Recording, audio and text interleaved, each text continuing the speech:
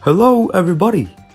Welcome to Podcast 6969, where your source for information about journalism and media will be addressed.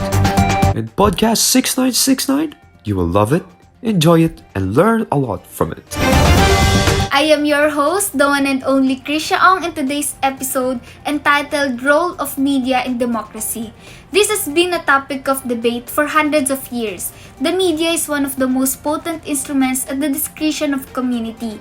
It may enable individuals exercise their rights and make their opinions known. Also, it is a paradox that the media, which is meant to be unbiased in shaping public opinion, can yet be a potent instrument in the hands of those looking to manipulate public opinion. To be able to extend this podcast, we are going to invite two special guests regarding their thoughts, opinions, and knowledge about the role of media in democracy. Our guests for today are beloved and honorable Miss Abby Nunez and Mr. Joshua Magalang. Thank you so much for accepting our invitation. Your knowledge about our topic is of great value for today's podcast. It is our pleasure being invited to this kind of discussion. Thank you for that, Miss Abby. Now, I know that everyone is excited to hear the opinions our guests are going to share based on our topic. So without further ado, let us begin. As we all know, the media is somehow a part of democracy, but how can you say so? Indeed, the media is a part of democracy and plays a role specifically on the culture, the system of the government, and the public people. As far as I know, the media generates multiple information for different factors such as politics and education. Mostly, the media talks a lot about the political factors like how I vote is a part of it, as an individual influenced by the media, which can affect the democracy of an individual to vote aligned to their choice. I just want to add to that. The media is not only a part of democracy, but also the source of society. Society often depends on the media to determine problems revolving around the society. Although this thought is getting far and out of the topic, the reason for including in society is because democracy starts first on the people inside the society. Society using media is the meaning of public consciousness.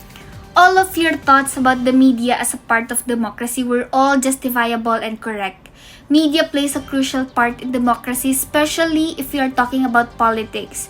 We cannot underestimate the power of media in influencing the people in using it.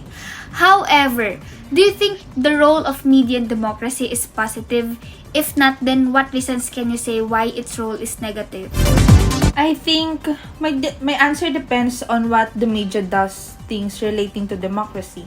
It can be called positive if it only gives outcome of using the media for good things. Usage of media must be limited for a good effect towards factors like democracy. The ones who are continuously using the media must be accountable for their actions and not using their rights to use the media for public hate and such that lessens the good in the media towards democracy. Well, if not, the democracy is being reached through abusive usage of media. I agree with that. It depends merely on how a user handles the limitations when it comes to media, since it can be accessible for free. The people should know the consequences of overusing it as well as overusing democracy.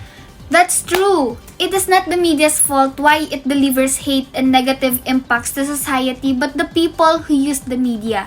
The people must know their limitations when using media to prevent the problem going on with it. Music for marketing and promotion. Thank you so much, Miss Abby Nunez and Mr. Joshua Magalang, for your thoughts and opinions regarding our topic.